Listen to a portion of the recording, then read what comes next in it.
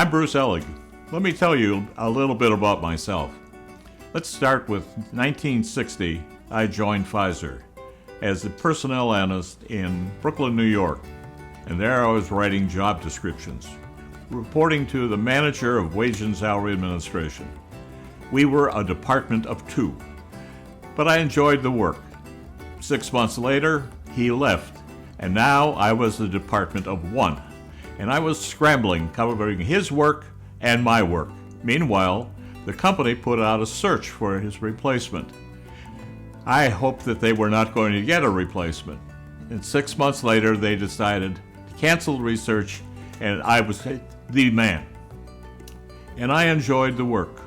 I started getting involved beyond simply writing job descriptions into doing incentive plans, sales incentive plans. That led to management incentive plans, and from there we took the jump to executive incentive plans. And I was reporting directly to the chairman and CEO of the company, and it was fascinating work. As a matter of fact, it was so fascinating that I was appointed secretary to the Board of Directors Executive Compensation Committee.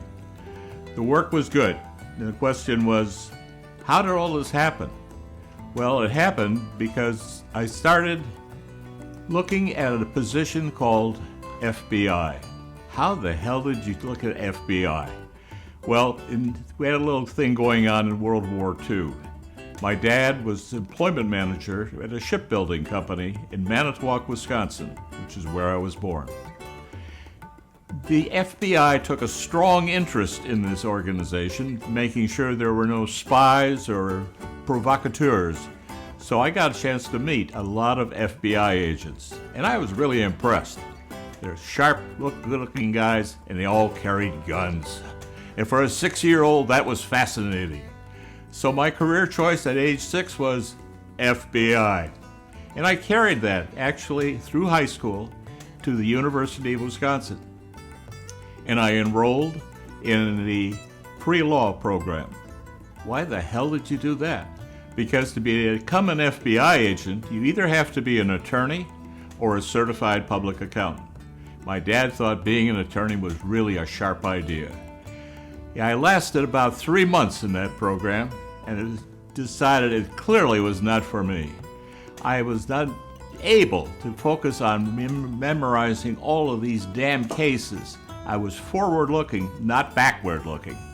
So I scratched my head and said, well, the other way to get the FBI is to become a certified public accountant. To do that, you have to know accounting. So I transferred to the business school. And the accounting courses were interesting. But what was really interesting is I ran across a course called Wage and Salary Administration.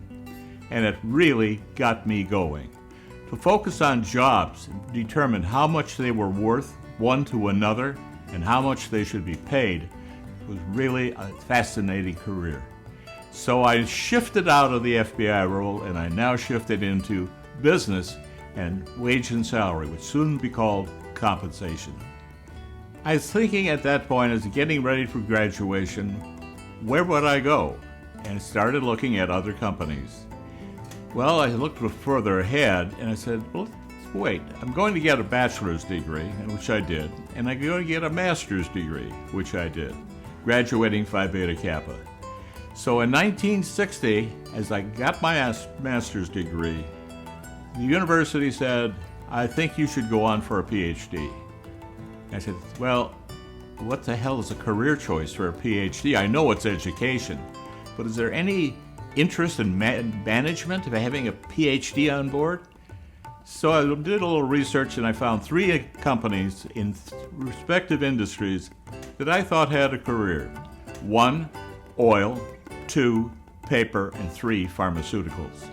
I picked Esso International for oil, Mead Paper for paper, obviously, and Pfizer for pharmaceuticals. At that time, Pfizer was still known as the world's biggest producer of penicillin. Matter of fact, penicillin went on to the shores of Normandy in World War II. And in 1948, they discovered a broad-spectrum antibiotic called terramycin, which was a world beater. So I got in contact with these 3 companies, got set up interviews. raised the question, and I got a not interested, and Pfizer said, we don't know.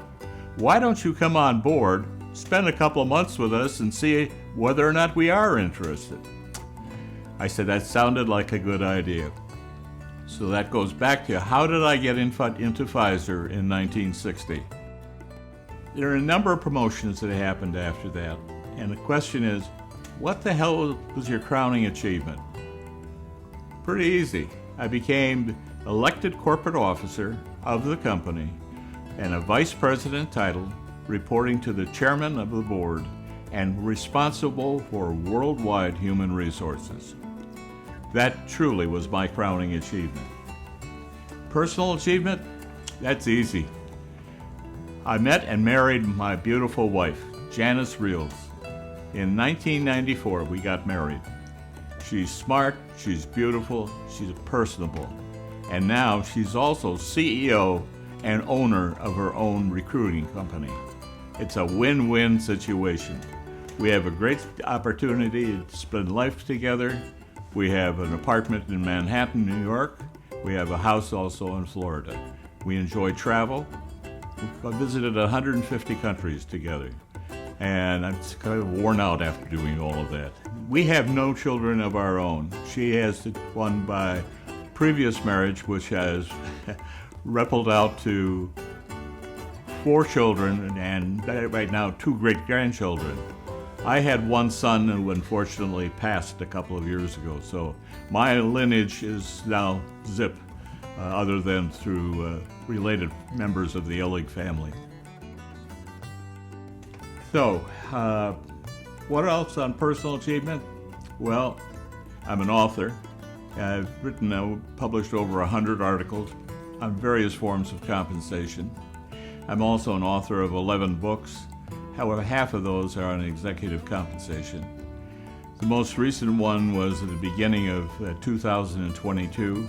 McGraw-Hill published my 4th edition of the Complete Guide to Executive Compensation. I also served on a few boards, including being the chair of the board of directors of SHRM, Society of Human Resource Management. I was also one of the founders of the National Academy of Human Resources. That boils down to asking, if you had to take one word to describe yourself, what would it be? I would say achiever. I think my track record reflects that. Inspirations? My mother and father, great role models. They wanted me to be the best I could possibly be and to be happy. But I had another one too, was outside of the family. In 1947, there was a major event in the sporting world. Jackie Robinson broke the racial barrier, and I became fascinated. I became a Jackie Robinson fan, and then a Brooklyn Dodger fan, and as a result, a baseball fan. And I have remained so. I'm so flattered that he is so honored. He certainly deserved it. Taken too early. The legacy here really is on my wife's side, the prolific family which is growing, and the grandchildren and great-grandchildren and soon will be great-great-grandchildren. And hopefully I'm still around by then, but maybe not, and hopefully this video will be. So, looking ahead, what lessons have I learned? Well, I think it's to be the best I can be, to help others do and be their best, and to have fun. And in the words of the late Jimmy Valvano, basketball coach, never give up. Always keep striving. Regardless how tough it is, keep moving. Don't stand still. Looking back, it's obvious that I have been having a great life. Great parents, great job, great wife, and fortunate enough to have my writings published. I also owe a lot to the University of Wisconsin for a great education and a Distinguished Business Alumnus Award. To thank them, I've set up 2 fully funded scholarship programs, a fully funded professorship and a fully funded distinguished chair. My sincere thanks to everyone.